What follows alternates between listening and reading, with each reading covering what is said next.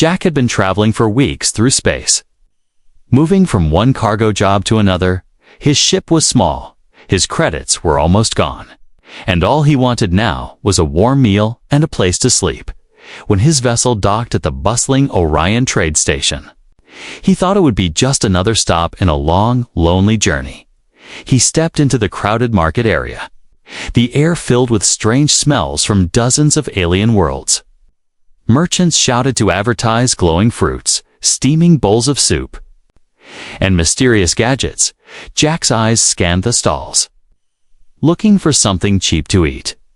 Then he heard it, a small voice, soft but clear, calling his name. Jack. He froze, his head turned slowly, confused. He didn't know anyone here. Yet, standing in the middle of the path was a girl, barely 4 feet tall. Her skin was pale with a faint silver glow. Strange dark markings curled along her arms, and her large eyes seemed to pierce straight through him. She looked young, almost childlike, but there was nothing innocent in the way she stood. Her back was straight, her chin lifted, like someone who expected the world to move for her before Jack could speak. She walked towards him with quick, precise steps. The crowd parted around her without a word. Some aliens stepped back with wide eyes. Others bowed slightly. Jack felt a ripple of unease. The girl reached him, took his hand without asking, and said in a calm but firm voice, "You belong to me now." Jack blinked, sure he had misheard. "I think you've got the wrong," he began. But she tightened her grip. For someone so small, her hold was like iron. Her silver eyes locked on his, and for a moment, he felt a strange pressure in his head. Around them, whispers began. "It's her," someone murmured, "the little ruler." Another said. Jack glanced around, noticing that people were staring, not at him, but at her. There was fear in their faces, respect too. The girl tugged his hand. "Come," she ordered. It wasn't a request. She turned and began walking through the market. Dragging him along, Jack considered pulling away. But something in the way the crowd looked at her made him hesitate. Whoever she wasn't ordinary. They moved into a quieter part of the station, where tall guards in black armor stood at every corner.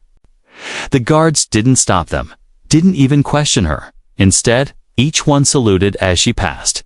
Jack's heart began to pound. He had stumbled into something strange, maybe dangerous. They entered a wide hallway lined with gold patterns and glowing lights. Jack tried again. "Listen, I don't know who you are, but I don't belong to anyone." She stopped so suddenly that he almost bumped into her. She turned to him, her expression calm. "My name is Lyra," she said, "and from this moment, you do belong to me." Jack opened his mouth to argue, but her eyes narrowed, and that same invisible pressure pushed into his mind again. It wasn't painful, but it made his thoughts fuzzy. It was like she could reach inside his head and rearrange them. He shook his head, stepping back. "What are you doing to me?" he asked. Lyra smiled faintly. "Nothing you won't get used to," she replied. Then she continued walking. Forcing him to follow, the hallway opened into a grand room with high windows that looked out into space. Stars shone like diamonds beyond the glass. A long table sat in the center, covered with plates of food, some familiar, some strange and glowing. Lyra led him to a seat and motioned for him to sit. Jack hesitated but obeyed. As he sat, he tried to think of a way to leave. But the guards at the door made it clear that leaving wasn't an option. Lyra sat across from him, her small hands resting neatly on the table. "You must be wondering why you're here," she said. Jack nodded slowly. "You'll find out," she added, picking up a piece of glowing fruit. Jack watched her carefully. He couldn't figure out if she was a spoiled child from some rich family or something much more dangerous. But one thing was certain. This was no ordinary meeting. Something had started the moment she spoke his name, and Jack had the feeling his life would never be the same again. Jack woke the next morning in a room far nicer than anything he had stayed in for years. The bed was soft, the walls glowed with gentle light, and the air was fresh, unlike the recycled smell of his ship. But the first thing he saw was Lyra sitting in a chair across from him, her silver eyes watching him without blinking. She had been waiting. "You're awake," she said softly. As if she had been counting the seconds, Jack sat up, rubbing his head. "Where am I?" he asked. "My quarters," she replied simply. "From now on, you stay here when you are not with me." Jack frowned. "Look, I don't know what game you're playing, but I can't just—" Lyra raised her hand, and he felt that strange pressure again in his mind, like invisible fingers brushing against his thoughts.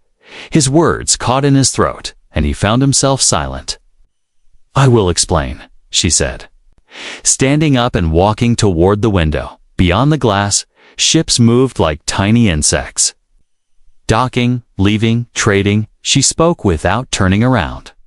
"There are rules you must follow if you want to stay alive on this station." Jack didn't like the sound of that. "What kind of rules?" he asked cautiously. Lyra turned to face him, her expression calm but firm. "First," she said, "you never leave my side unless I give permission. Second, you do not speak to certain people if I tell you someone is dangerous. You avoid them. Third, you do not ask questions about my family or my past. Fourth, you follow my orders without delay, no matter how strange they seem." Jack let out a humorless laugh. "And if I say no?" he asked. Lyra's lips curved into a faint smile. "Then you will not survive the week," she said without hesitation. He stared at her, trying to decide if she was bluffing, but her eyes held no trace of a joke. He remembered the way people in the market had looked at her, the way the guards saluted her, and the way that Noble in the dining hall had choked without her touching him. This was not a bluff. Lyra walked closer, stopping just in front of him. "I am giving you protection," she said. "Without me, this station will eat you alive. Humans are rare here, and those who arrive alone do not last long." Jack didn't want to admit it, but a part of him believed her. He had seen enough dangerous ports to know she wasn't lying about predators. Still, the idea of being owned by a girl who barely reached his chest made his stomach twist. A knock came at the door.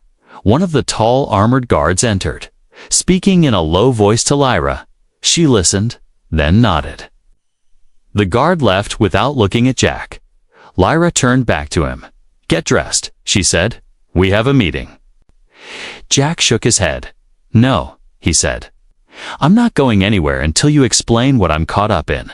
Her eyes narrowed slightly, and the pressure in his mind returned stronger this time. It was like invisible chains tightening around his will. His breath caught, his muscles tensed, and then, just as suddenly, it vanished, leaving him gasping. "That," Lyra said, "was a reminder of what I can do." She walked to the door and glanced back at him. "You will follow my rules, Jack. Not because you want to, but because you have no other choice." He followed her reluctantly through the station's corridors. Everywhere they went, people moved aside, guards stood straighter, merchants lowered their eyes. It was as if an invisible wave of authority moved ahead of her. They entered a large chamber filled with alien officials. The air was tense. Conversation stopped when Lyra walked in.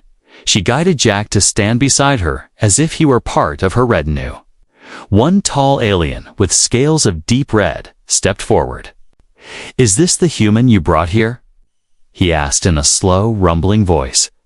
Lyra's gaze sharpened. "He is mine," she said. "You will treat him as such." The red-scaled alien bowed his head. "Of course," he said, stepping back. Jack's stomach churned. He had no idea why this small alien girl commanded such respect and fear.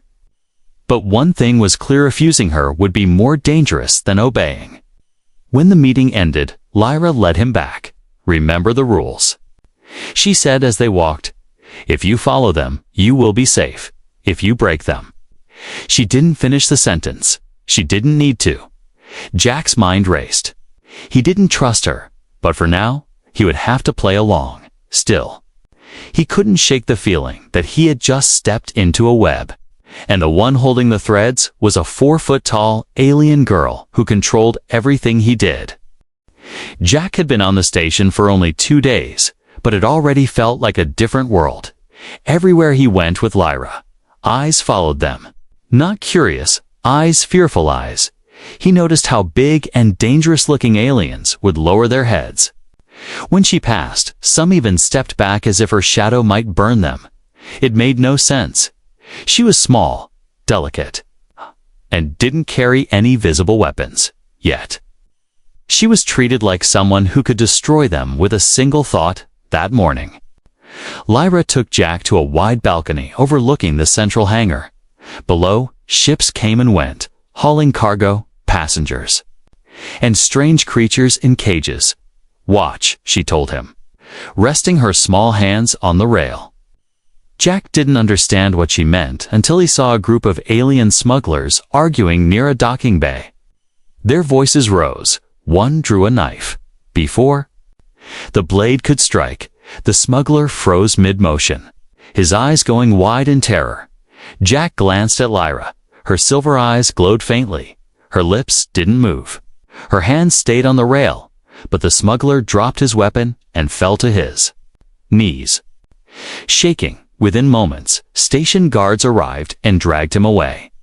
Lyra blinked, her eyes returning to normal. She turned to Jack and said, "That's why no one touches me." Jack's throat felt dry.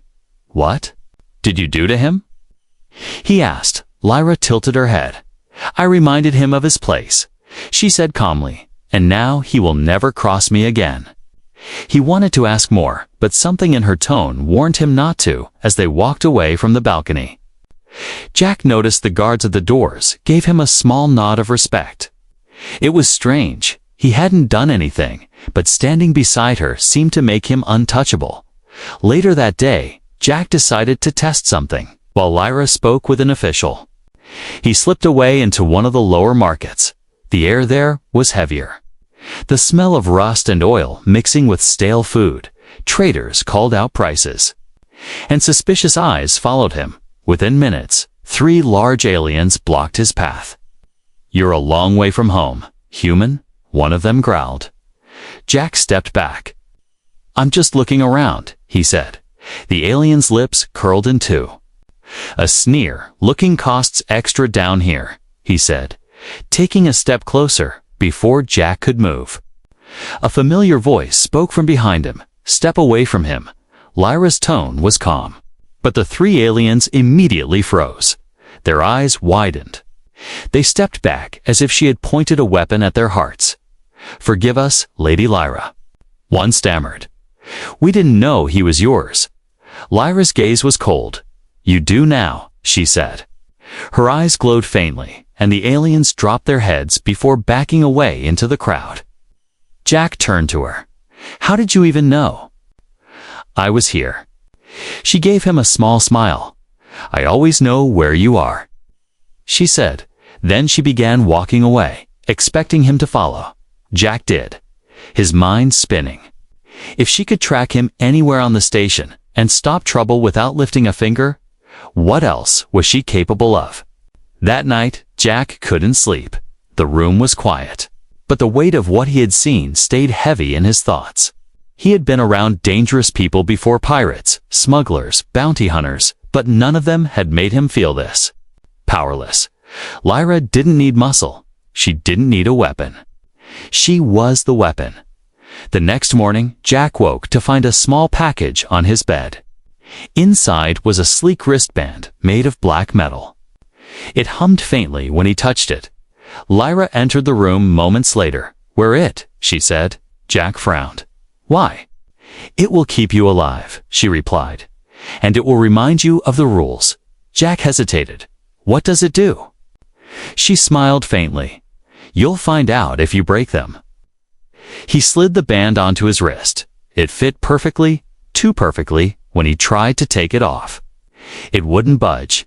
He glanced at her, and she simply said, "Good." That day, everywhere they went, Jack noticed the way people glanced at the wristband, some with respect, others with open fear. It was as if the small piece of metal marked him as part of her domain. In the evening, they attended another meeting with high-ranking station leaders. A tall alien warlord spoke against one of Lyra's decisions. His voice was loud, his tone mocking. Lyra didn't argue. She simply looked at him, her eyes glowing like molten silver. The warlord's voice faltered. His breathing grew ragged. He clutched at his chest. And then he dropped to one knee, gasping. For forgiveness, the room was silent. Every leader present lowered their head. Lyra spoke softly. "Do not question me again." The warlord nodded rapidly. Still on his knees, as they left the meeting, Jack walked beside her in silence. He wanted to ask how she could do these things, but he knew she would not tell him yet. All he knew was this: she was small, but she had power that could break giants. And for some reason, she had chosen to keep him close. The dining hall was nothing like the markets or the meeting rooms Jack had seen before. It was a place of quiet luxury. The ceiling arched high above, with soft golden lights glowing like stars. The long table was set with polished silver dishes, each one filled with strange foods that shimmered under the light. Aromas of roasted meats and sweet spices filled the air, making Jack's stomach growl. Lyra walked ahead of him, her short figure moving with confidence.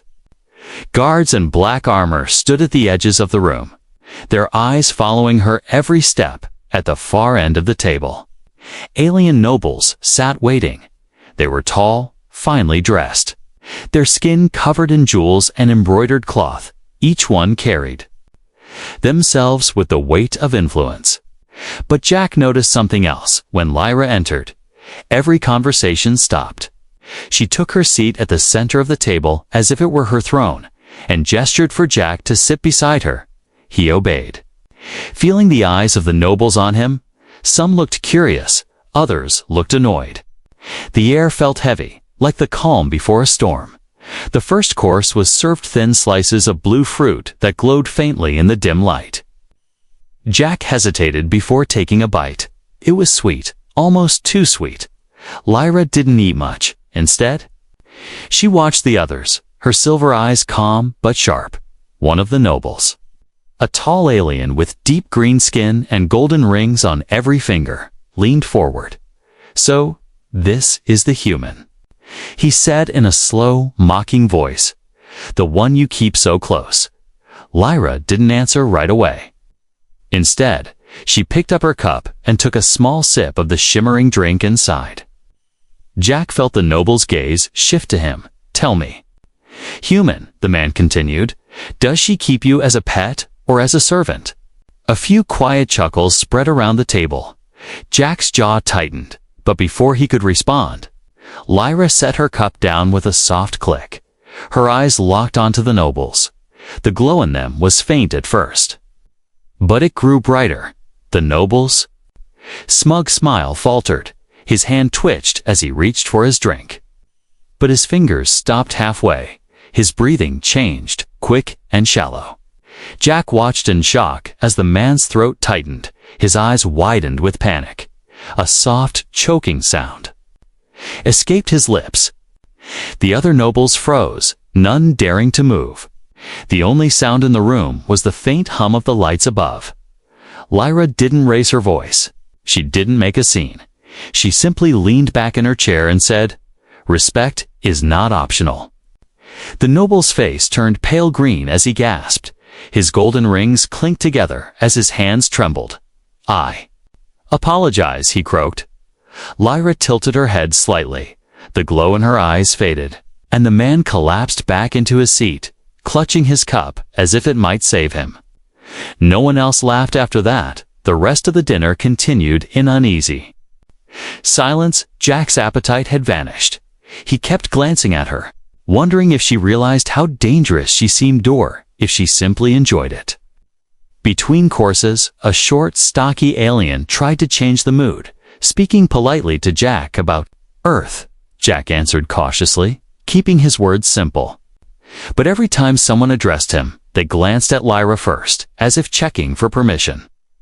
It was clear no one dared speak to him without her approval when the final dish was served. Lyra finally leaned closer to Jack. "Do you understand?" "Now," she asked softly. He swallowed hard. "Understand what?" She smiled faintly. "Why you follow the rules." As they left the hall, the guards bowed slightly. The nobles kept their eyes on their plates, pretending not to watch her go. Jack followed in silence. His mind was still replaying the scene. The way that noble had choked without her touching him, the way the others had frozen in fear. Back in her quarters, Lyra poured herself another drink. Jack finally spoke. "You could have killed him." She glanced at him over the rim of her glass. "I could kill anyone in that room," she said simply. "But fear lasts longer than death." Her words sent a chill down his spine. He realized something then: Lyra didn't just control people through her strange ability. She controlled them through their own imagination. She never needed to raise her voice or strike a blow. The possibility of what she could do was enough. To bend them, Jack sat in silence, staring out at the view of the station beyond the window. Ships moved in the distance, small specks of light against the black. Somewhere out there was freedom. But here, in this room, was power, and no matter how much he wanted to leave, he knew walking away from her might be the most dangerous choice of all. The next day began quietly. Jack thought it would be another walk through the station with Lyra's shadow always over him, but instead she came into his room early, her expression unreadable. "Come with me," she said. There was no explanation. And Jack knew by now not to ask. They walked through the upper corridors, the kind reserved for the powerful and wealthy. Guards stepped aside without a word. The walls were lined with silver panels that reflected their images as they passed. Jack noticed Lyra's steps were slower than usual, as if she was thinking about something important. Finally, they stopped in front of a tall black door. Two guards in heavy armor stood at either side. Lyra gave them a small nod, and they opened it without hesitation. The room inside was dim, lit only by a single beam of white light in the center. In that light was a chair. And in the chair was a prisoner. His wrists and ankles were bound with metal restraints. His head hung low, his breathing shallow. Stepped closer and saw he was a middle-aged alien with gray skin and deep scars along his neck. The man looked up slowly, and his eyes widened when they landed on Jack. "Help me," the prisoner whispered. His voice was hoarse but desperate. Jack froze, unsure what was going on. Lyra walked forward, her small steps echoing in the quiet room. She stopped in front of the prisoner, tilting her head as she studied him. "This one betrayed me," she said to Jack. Her voice was calm, almost cold. "He gave information to my enemies. Because of him, 3 of my people are dead." Jack looked between them. "So, what do you want from me?" he asked. Lyra turned to him, and her silver eyes caught the light. "I want you to prove your loyalty," she said. She reached to the side and picked up a small, sleek weapon from a table. She handed it to him, and him. Jack stared at the weapon in his hand. It was light, too light for what she was asking. "You're serious?" he said. She nodded. Completely. The prisoner's eyes widened. "Please," he begged. "I didn't mean for anyone to die. I was desperate. They had my family." His voice cracked. Jack's grip on the weapon tightened. Lyra watched him without blinking. "You can kill him now and show me you're worth keeping," she said, "or you can refuse, and I will decide what to do with you instead." Her words were soft, but the weight behind them was crushing. Jack's heart pounded. He had been in fights before. He had killed before. But always in self-defense. This was different. This was cold, deliberate. He looked at the prisoner, then at Lyra. The room felt smaller, the air heavier. The prisoner shook his head. "Don't do it, human," he said. "You're not like her." Lyra's gaze sharpened. "He's testing you as much as I am," she said quietly. Jack lowered the weapon slightly. "No," he said. Lyra raised an eyebrow. No. She repeated. Jack nodded. If you want him dead, you'd do it yourself. I won't be your executioner. There was a long silence. The guards outside the door did not move.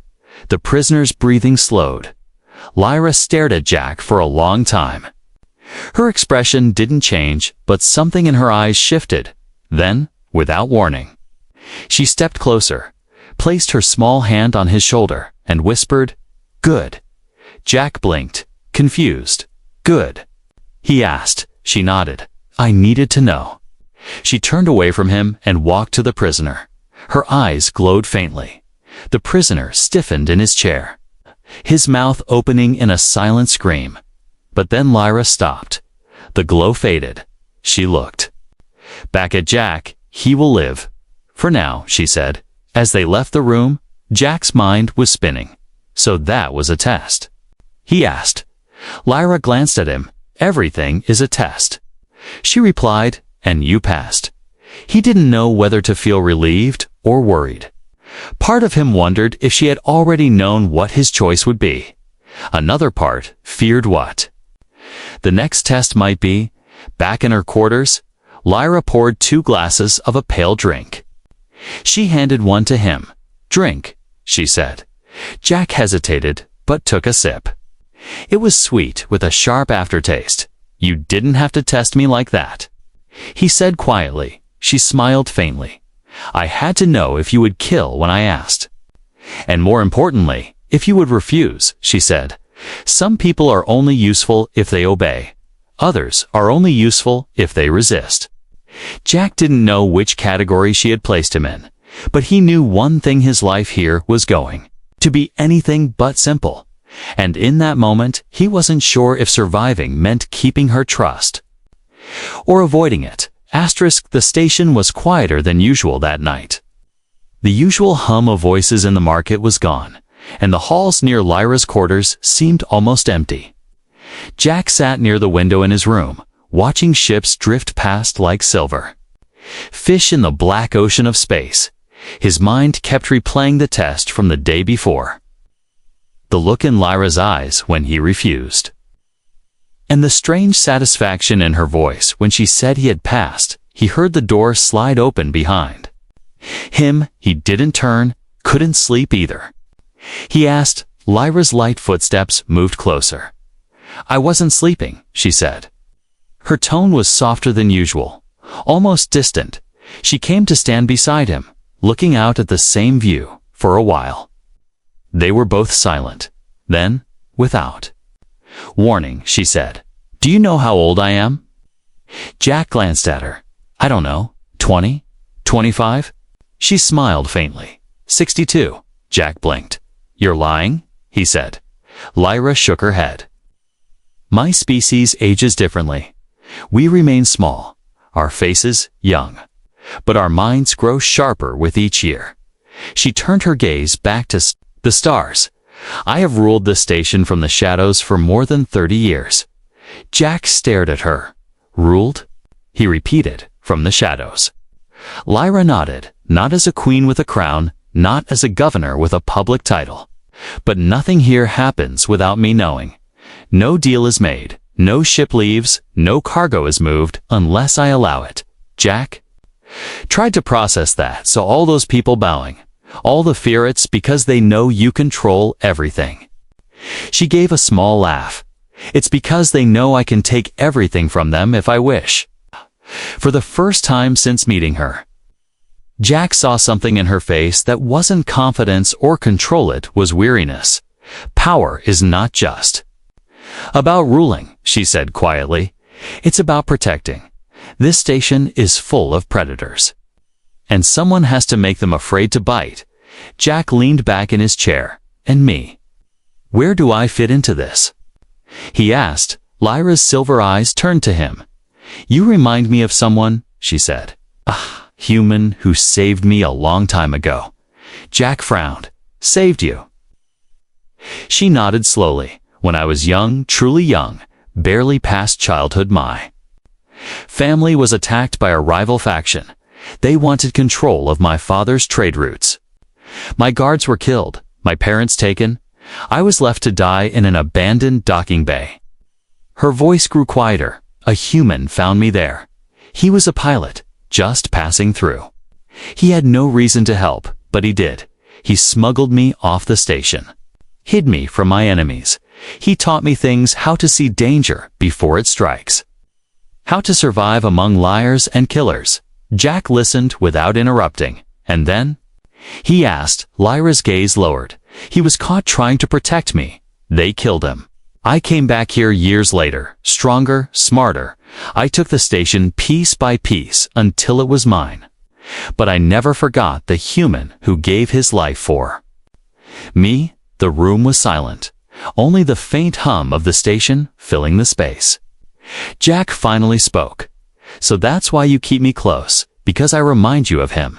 She nodded. You have the same way of looking at me, like I'm not just a danger to be avoided, but a person to be understood. Jack wasn't sure what to say. Part of him felt honored. Another part felt trapped. And what happens if I stop reminding you of him? He asked. Lyra's eyes met his. Then I will decide what to do with you, she said honestly. There was no threat in her voice, just truth. She turned to leave, but paused at the door. Jack, understand this: on this station, there are only two kinds of people. Those under my protection and those under my control. You are both. Then she walked out, leaving him alone with his thoughts. Jack sat there for a long time, staring at the stars. The pieces of the puzzle were starting to fit together. Lyra's power, her constant watch over him, the unshakable control she had over everyone, none of it was random. She had built herself into the kind of person no one could touch, and somehow he had been pulled into her orbit. He didn't know whether she saw him as an ally, a possession, or a living reminder of her past.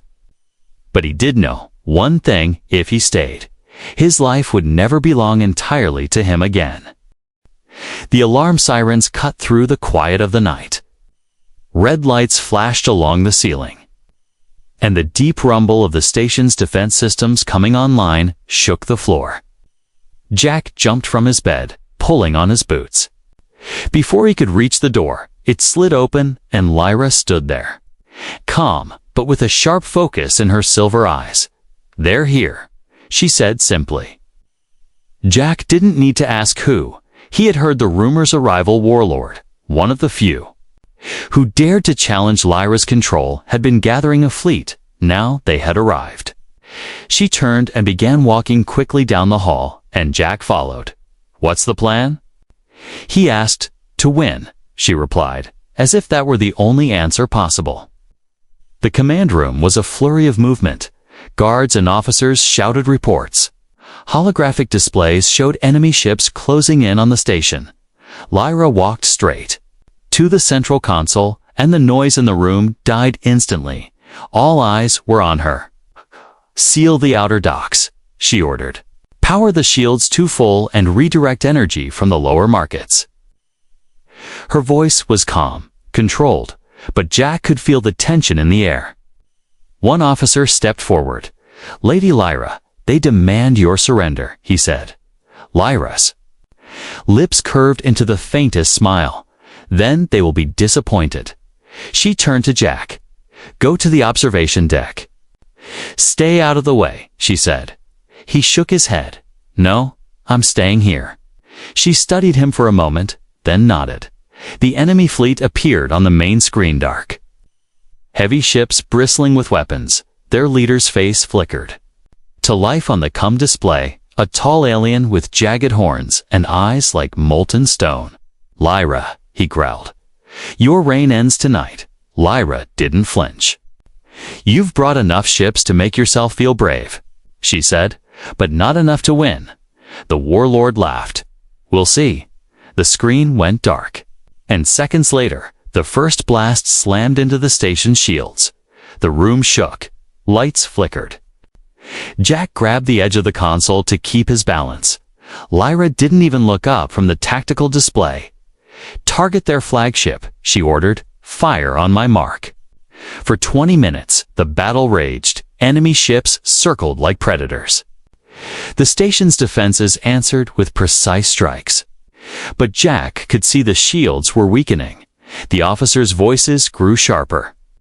Faster then, one of the guards rushed in. They've breached the lower sector.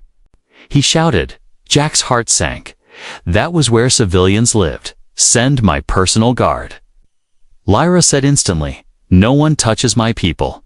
The guard ran out, and Lyra finally turned to Jack. Her voice was quiet, almost too calm. You can leave now, she said.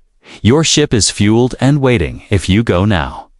You can escape before the next wave. Jack stared at her. You're serious.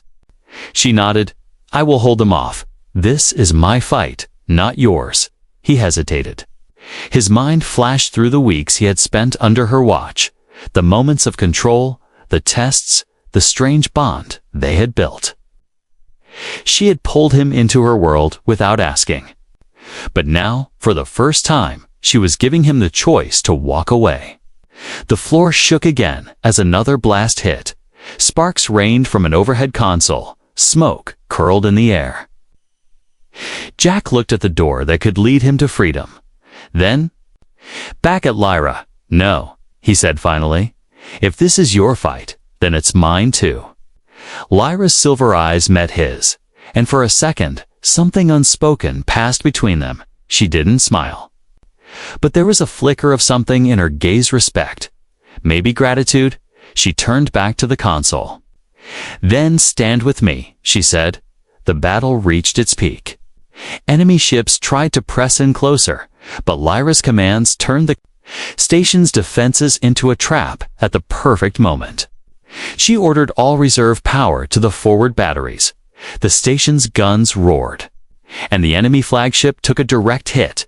The explosion lit up the view screens like a second sun. The remaining enemy ships broke formation and fled. The station fell silent except for the low hum of damaged systems. Cheers erupted from the officers, but Lyra didn't celebrate. She simply gave a few final orders to secure the area. When the room began to clear, she looked at Jack. You could have left, she said. He shrugged. Yeah, but then I'd have missed the fun. She shook her head. But her eyes held that same faint flicker as they walked out together. The smell of smoke still in the air. Jack knew he had made his choice. Whatever came next, test, danger, and all, he was staying. Because somewhere along the way, this 4-foot-tall alien girl who controlled everything he did had also earned something else. Something he hadn't expected to give her his loyalty.